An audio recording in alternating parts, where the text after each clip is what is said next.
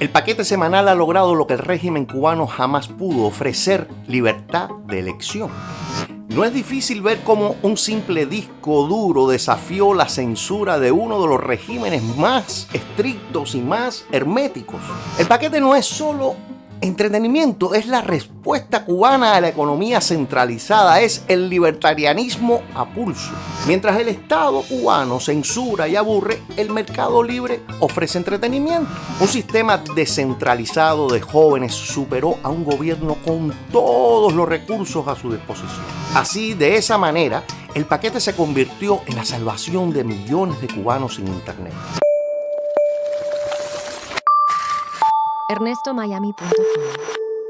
Prácticamente, desde el nacimiento del marxismo y luego con la aparición de la Escuela Austriaca de Economía y un poco después las teorías libertarias, se ha cuestionado la viabilidad de la doctrina socialista y comunista. Hoy me gustaría que conversáramos con un ejemplo específico sobre este tema. Mi tesis es sencilla: la superioridad y viabilidad del libre mercado sobre la economía planificada.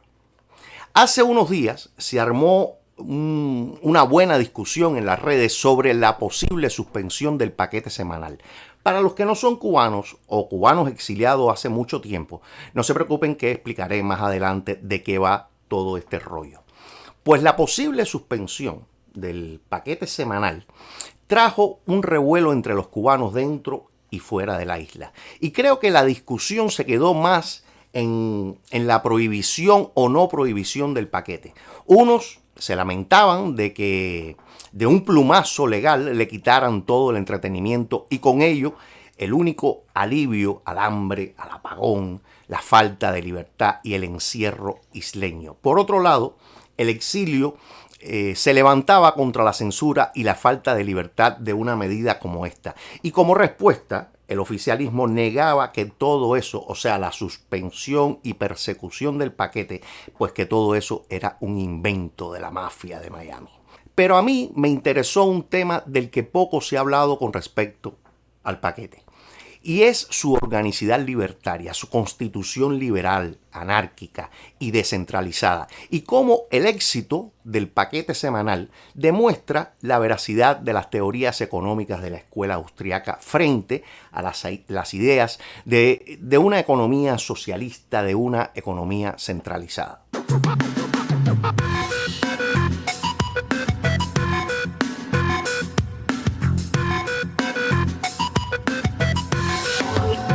El paquete semanal es una alternativa al Internet en Cuba, una Internet al inicio inexistente por décadas.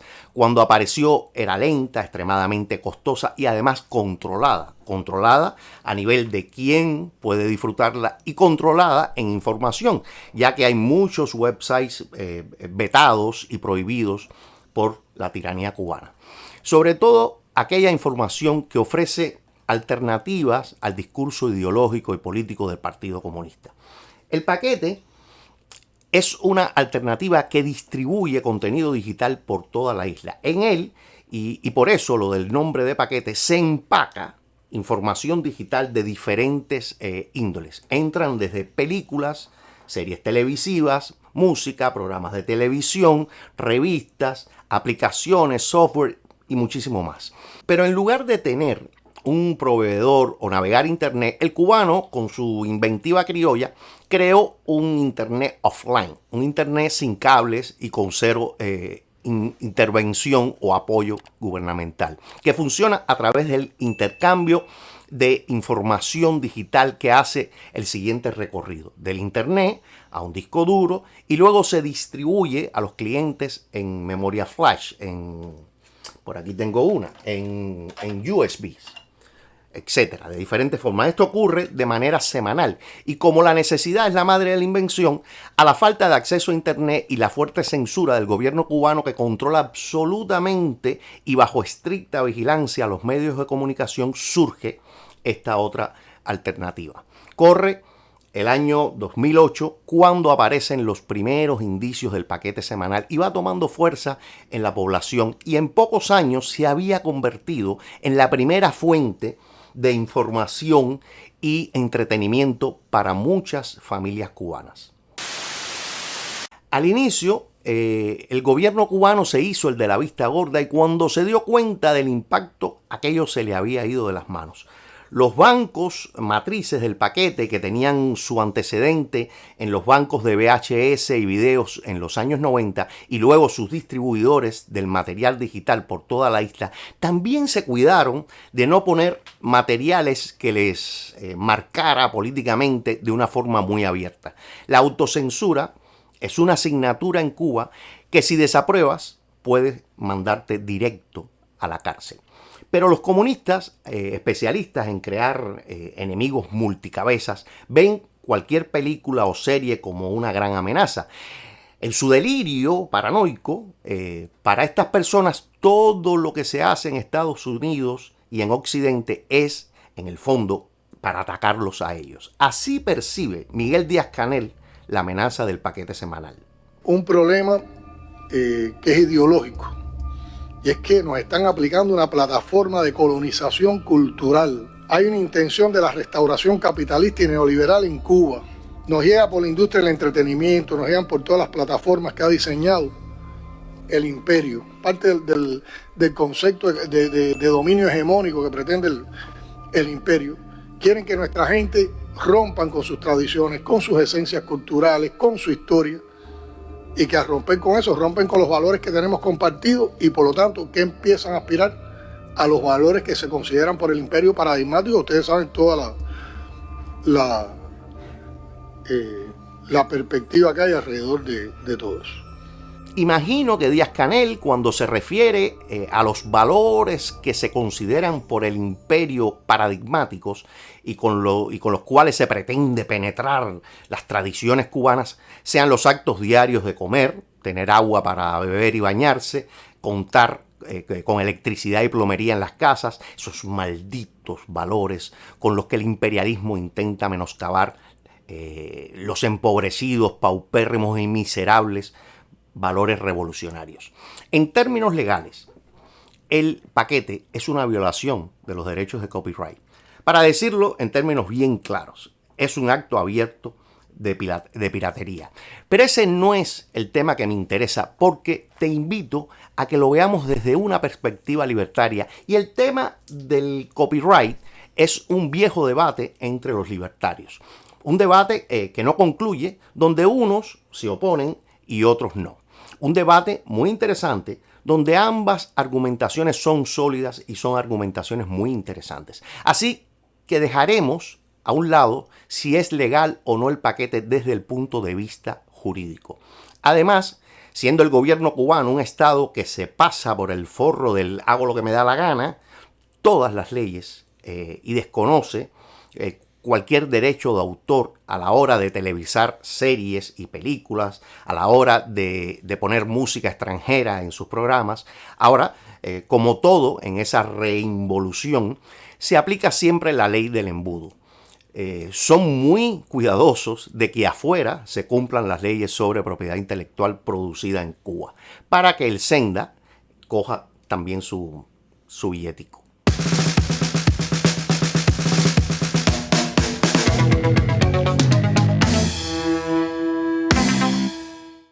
El paquete, si hacemos un análisis libertario, pone contra las cuerdas al control estatal, le da una paliza tremenda y pone al descubierto todas las ineficiencias del socialismo. Pero además, al inicio parecería una pelea de boxeo desigual, un pequeño grupo de jóvenes con una idea, la de distribuir material digital contra el Ministerio de Cultura y el Estado socialista dirigido por el PCC. Es como un peso pluma contra un peso pesado. Pero esta aparente desventaja es realmente contraintuitiva y hace que el paquete se desmarque y comience a ganar terreno desde el inicio. El Estado cubano y el Partido Comunista controla cada punto y cada coma que se publica y hasta cada suspiro que da un locutor o un actor en la televisión y el cine. Es un control total y definitivo. Contra esos aburridos y panfletarios discursos oficiales donde en las noticias se sobrecumplen todas las metas y todos nadamos entre las viandas y las frutas, cansado de esas telenovelas cubanas que en cada escena por alguna razón toman un cafecito acabado de hacer, cuando en Cuba el café es más escaso que el verano en la Antártida. Contra todo esto aparece una alternativa, una respuesta espontánea del mercado que trae el mundo exterior y menos controlado. Las noticias, las películas, las series, las novelas, los dibujos animados, la música, incluso la música cubana, que por razones de supremacía estética, el Ministerio de Cultura censura de la radio y la televisión. Esta respuesta espontánea del mercado satisface las necesidades de aquel público cautivo que no tiene acceso a Internet. Provee un valor que difiere del discurso oficial y sus metas, sus mesas redondas donde realmente asisten nada más personas cuadradas. El cubano siempre ha tenido una naturaleza curiosa, quizás por su condición de isleño. Siempre quiere estar al tanto de lo que pasa afuera. Sabe que afuera hay mucho de lo que no disfruta y fantasea y quiere saber. El paquete semanal le abrió esa ventana al mundo, una ventana que la tiranía cubana le tenía tapiada. Tú puedes ayudar al crecimiento y permanencia de este canal. 1. Puedes dar un like, suscribirte y compartirlo con tus amigos. 2. Puedes dar una pequeña donación en el botón de super gracias. 3. Puedes entrar en nuestra tienda y comprar algún producto que te guste. Muchísimas gracias por ser parte de esta experiencia. Este modelo de negocio inmediatamente fructificó y se crearon varias casas matrices o bancos que generaban el contenido inicial. Aquellos que por sus trabajos para el gobierno y por otras vías también tenían acceso rápido a Internet y bajaban semana tras semana, descargaban el material digital que luego sería distribuido por todo el país. Este negocio es completamente descentralizado y competitivo y fue generando emprendedores que iban desde los que originalmente descargaban el material, lo vendían a otras casas que a su vez fueron creando una red de distribución con los paqueteros locales, aquellos que llevaban las películas, músicas y series directamente hasta las casas de los usuarios. El mercado y su demanda generó la competencia de forma natural. Casas matrices como Odisea, Crazy Boy, E3 competían, buscaban soluciones innovadoras dentro del entorno restrictivo y asfixiante del Estado socialista cubano, mejorando la eficiencia en la distribución con el oído puesto en las demandas insatisfechas de sus propios clientes. La competencia entre los paqueteros llevó a una mejora cada vez más importante y el paquete semanal fue evolucionando hasta que en pocos años se convirtió en la red distributiva más grande de entretenimiento en todo el país. Todo esto ocurre tal y como lo pronosticó von Mises y la teoría de la escuela austriaca, donde las preferencias subjetivas iban guiando la mejoría y las decisiones de los productores del paquete semanal, que iban además adaptándose a los gustos y precios que dicta el mercado y no un compañero sentado en su poltrona ministerial. El paquete surgió de manera espontánea y fue evolucionando día a día con la información que recibía en cada transacción, en cada visita a sus clientes, sin un plan centralizado, sin la intervención del Estado. El paquete semanal debe su éxito precisamente a que surgió de la manera capitalista de mercado libre, de libre mercado, y adaptándose y reorganizándose por las acciones e interacciones de los individuos. Nosotros no podemos hablar de recreación del sector estatal y de recreación del sector no estatal. Nosotros hemos tenido que reconocer, por las circunstancias en que vivimos, por el momento en que estamos en el proceso de construcción socialista, por las problemáticas que tenemos que enfrentar, un sector no estatal de la economía, que está en los lineamientos, está en el Plan Nacional de Desarrollo Económico y Social, está en la visión de la nación. Pero siempre que hemos dicho es un sector complementario.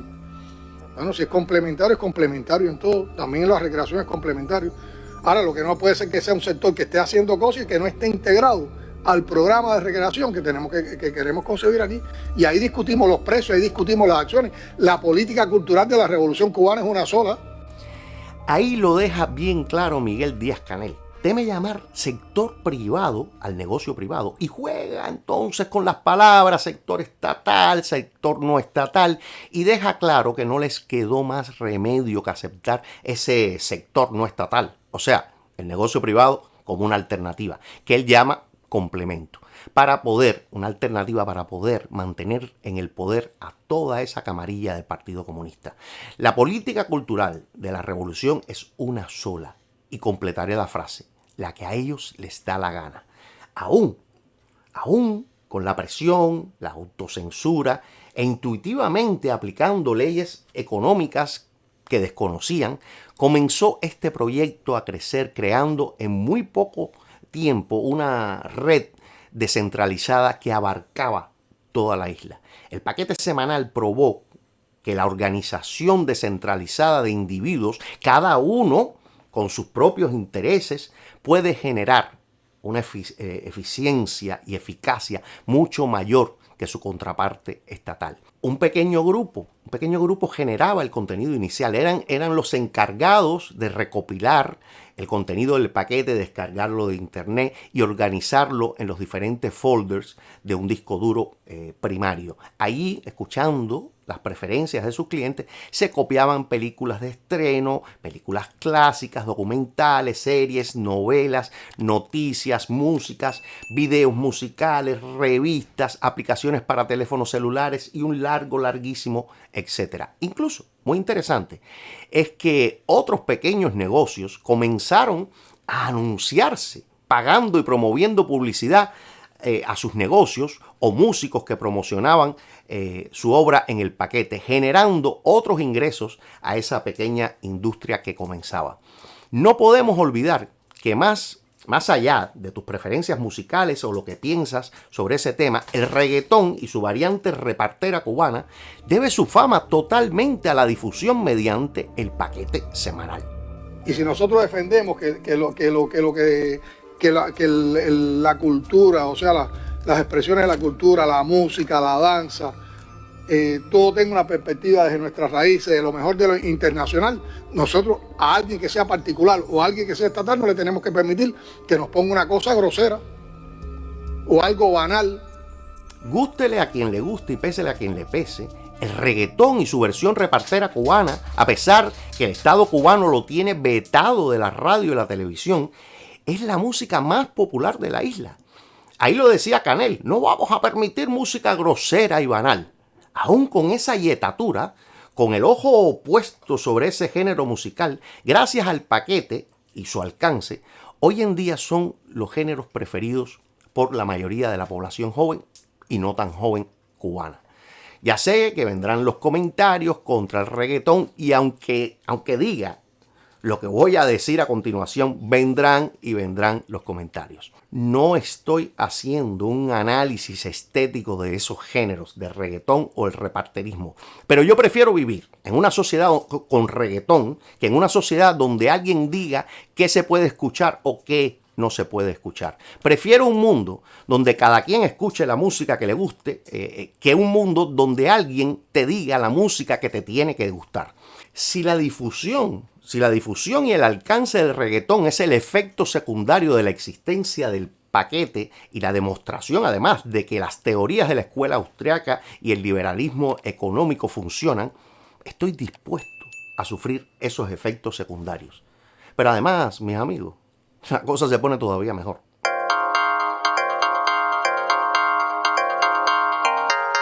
ErnestoMiami.com. Vitamina para la mente.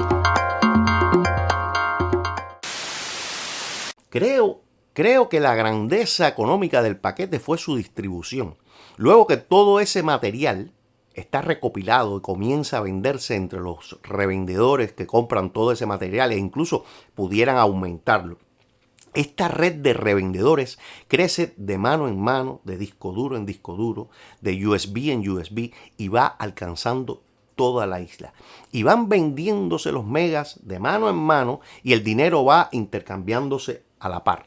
Todo de forma descentralizada hasta que llega a las casas. Asimismo, servicio a domicilio y todo. Se distribuye por todo el país hasta que llega a los usuarios finales. Algunos que van a lugares donde compran el contenido y otros usuarios reciben en sus casas directamente el paquete deseado que llega con nuevo material, semana tras semana. Y luego ocurre el intercambio horizontal, o sea, entre amigos, vecinos y familiares que se intercambian o comparten los gastos en la compra del paquete que luego se distribuye entre ellos mismos, entre la familia, los amigos, los vecinos.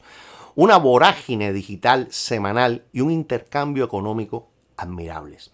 Y decía que esta parte de la distribución es de estudio y es que la red descentralizada va moviéndose de zona en zona, de pueblo en pueblo, hasta que tiene un alcance nacional. Y lo curioso es que todo ello ocurre con una tremenda rapidez, sin un sistema de acopio ni de transportación destinada. En un país que moverse 5 kilómetros para ir a trabajar es una odisea diaria, en un país donde el transporte es tan precario como todo lo demás, los paqueteros encuentran la forma que esos discos, que esos USB se muevan a gran velocidad, alcanzando en pocas horas o en un par de días hasta el último rincón de la isla.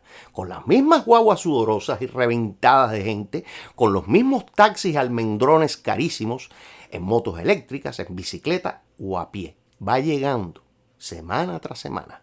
Un milagro en la distribución que el Estado cubano no iguala, aún con muchísimos más recursos. El paquete semanal sigue una cadena muy sencilla y muy eficiente.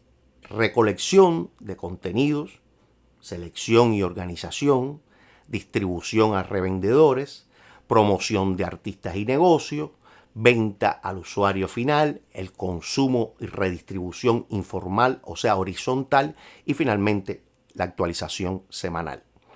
Si bien el sistema en que nace y crece es de libre mercado, el paquete tiene una presión externa importante y es un Estado extremadamente preocupado con la ideología y el control. Así que además de la mencionada autocensura que se aplica cada casa matriz y cada paquetero que no se arriesgaría a distribuir material político candente, he tenido noticias de que algunas casas recopiladoras recibían visitas de oficiales de la seguridad del Estado que daban su visto bueno sobre el material semanal. O sea, que funcionalmente el paquete es muy libertario, pero en contenido es una especie de tibio socialdemócrata. El paquete siempre tuvo la vigilancia en contenido e incluso el gobierno cubano intentó hacerle la competencia. El uso de los teléfonos, yo diría hay más preocupaciones, todo lo que nos llegan por los paquetes, lo que nos llega por las películas. Los retadores eso, cómo sabiendo que hay esas plataformas, cómo nosotros ponemos nuestros contenidos en esas plataformas. Cómo desarrollamos contenido, cómo aprovechamos eso, cómo también creamos una visión crítica hacia esas plataformas. En el 2016, el gobierno cubano responde con una alternativa que se podía descargar gratis en los Joven Clubs, controlados por la Unión de Jóvenes Comunistas, la UJC. Me imagino que en los papeles sobre el buró de los comunistas pensaron, bueno, ¿quién va a pagar por el paquete cuando le vamos a dar una opción gratuita? Y seguramente se frotaban las manos imaginando la victoria. Pero ¿cuál fue el resultado? La mochila.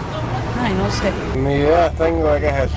Bueno, es un grupo de programas, aplicaciones que son útiles para personas. Nunca he escuchado de la mochila, es la primera vez que lo oigo.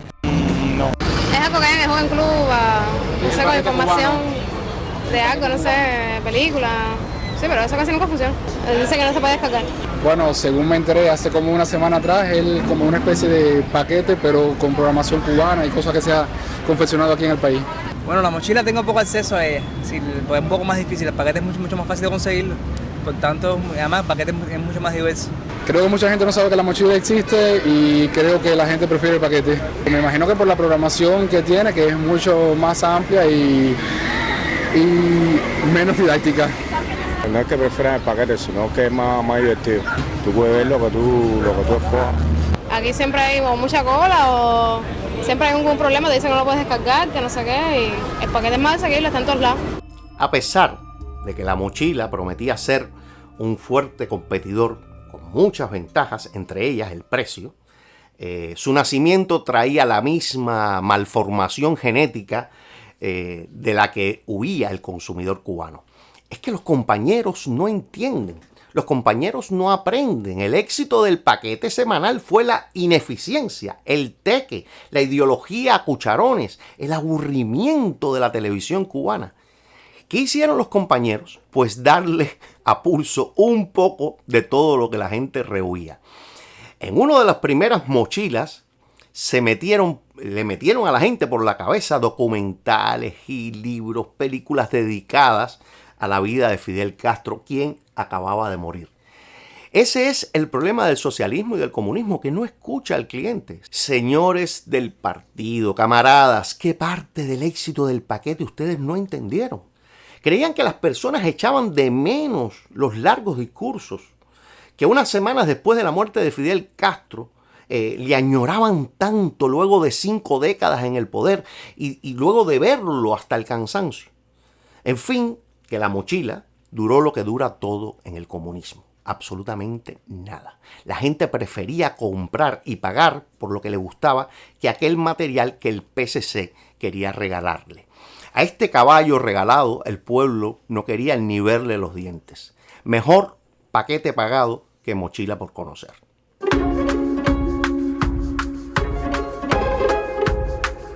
Date el lujo de pensar, porque pensar es un ejercicio difícil.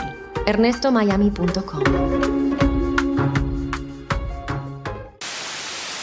Esta maravilla del libre mercado fue posible gracias a que quienes participaban eran jóvenes cubanos nacidos, casi todos ellos, luego de la implosión del campo socialista, y aunque habían sido adoctrinados, como todos, en los colegios y escuelas cubanas, no venían de la carga marxista y sovietizadora que sufrimos las generaciones anteriores.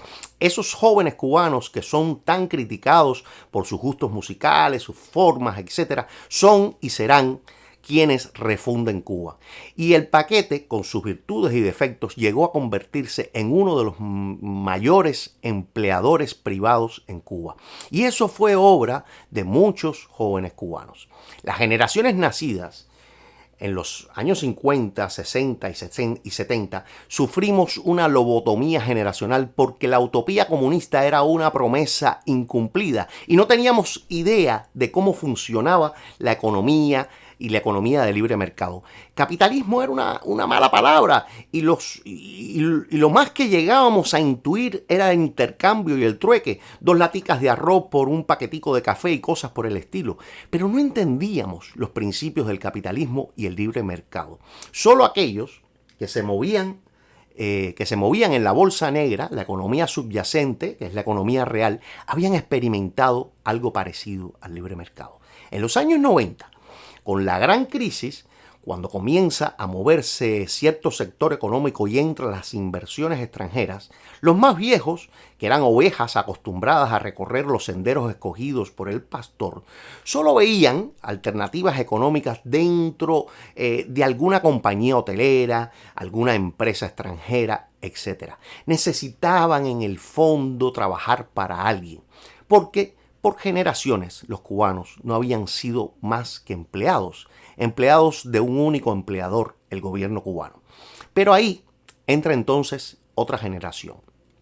Una generación que no solo querían ser empleados, sino querían ser emprendedores. Estas generaciones, niños durante el periodo especial o nacidos después del periodo especial, ya no les podías vender la utopía comunista. El discurso había cambiado y la mira, en lugar de ser hacia la supuesta construcción de un mañana mejor, se tornó en el discurso de sobrevivir, resistir, pero sin fijar la vista en un futuro. Era un empeño por permanecer a toda costa en el poder, incluso a costa del sacrificio de generaciones. Aquellos jóvenes paqueteros se habían criado en una Cuba donde el dólar circulaba sin que te metieran en la cárcel y tiraran la llave. Se habían criado en una Cuba que, para dolor y angustia de los compañeros del PSC, tuvo que soltar un poco la cadena y permitir el pequeño negocio, el cuentapropista, y con todos estos pequeños guiños el cubano fue aprendiendo que para buscarse los frijoles habían otras alternativas que no eran las del domingo rojo y el trabajo voluntariamente obligado. Esta nueva generación creció entre dos realidades: un discurso socialista cada vez menos creíble y una ligerísima brecha dentro de la economía no estatal, como le gusta llamarle a los compañeros. Un Fidel Castro viejo que ya no podía vender el paraíso prometido y solo se concentraba en salvar a Elian González y llevar de vuelta a los 5 espías cubanos, mientras el país seguía secándose económica, política y culturalmente. Esta evasión a la censura, esta resistencia frente al monopolio estatal de la información, esta forma económica de pluralidad que logró que el cubano tuviera un acceso a productos de entretenimiento distinto del propuesto por el Partido Comunista, no ocurre con el completo beneplácito de la tiranía. Y si bien se han hecho los de la vista gorda con el paquete semanal, el problema de fondo es que realmente aquellos pilares del estalinismo castrista de épocas anteriores comenzó poco a poco a crear grandes fisuras en su sistema ideológico y político, y por esos pequeñísimos huecos, diferentes expresiones de la sociedad cubana se fueron colando y haciendo un espacio. Es por eso que a partir de la década de los 90, el número de periodistas independientes, de diversos movimientos políticos en forma de grupos o partidos independientes, pequeños comerciantes, los merolicos y cuentapropistas, todos van creciendo en número e importancia dentro de la sociedad cubana. Y han logrado esos pequeñísimos espacios a pesar de la presión presente y omnipresente de los represores en el poder. En ese entorno social, y gracias a las nuevas tecnologías, el paquete semanal es una acción legítima contra el monopolio coercitivo impuesto por el Estado cubano. Y ha triunfado a muchísimos de los obstáculos, desde la presión del gobierno hasta la pandemia, donde esta pequeñísima industria, mitad piratería, mitad inventiva, durante la pandemia siguió dando su servicio. Algunos se quejan de que la calidad del paquete ha disminuido, que hay menos variedad en la oferta, algunos servicios a domicilios desaparecieron, etc. Hoy en día es un negocio que tiene 16 años y con una competencia bastante fuerte entre ellos mismos. En su época de oro, los cubanos apenas tenían acceso a internet, tenían que ir a un parque para conectarse al Wi-Fi público, carísimo y lentísimo. Nada de WhatsApp y redes sociales en los teléfonos. Por otro lado, una gran parte de la juventud cubana ha escapado desde el 2021. Aquellos clientes naturales del paquete se han ido en cientos de miles, incluyendo no solo clientes, sino parte de la red de distribución. Ahora mismo debe vivir aquí en Miami. Aún así, el negocio continúa y sobrevive, incluso en términos relativos. Hoy es más barato que cuando comenzó, lo cual es un buen síntoma. En los inicios, bajo el CUC y los salarios cubanos, y hoy en día con una gran inflación, si calculamos el precio actual, sería bastante más barato que en los primeros 10 años de su existencia. El paquete semanal podríamos mirarlo como un proyecto libertario, similar a las ideas de Murray Rothbard, un modelo descentralizado donde vendedores y compradores interactúan, y a partir de esta experiencia y de esa interacción se conforma un producto con una calidad y un precio equivalentes.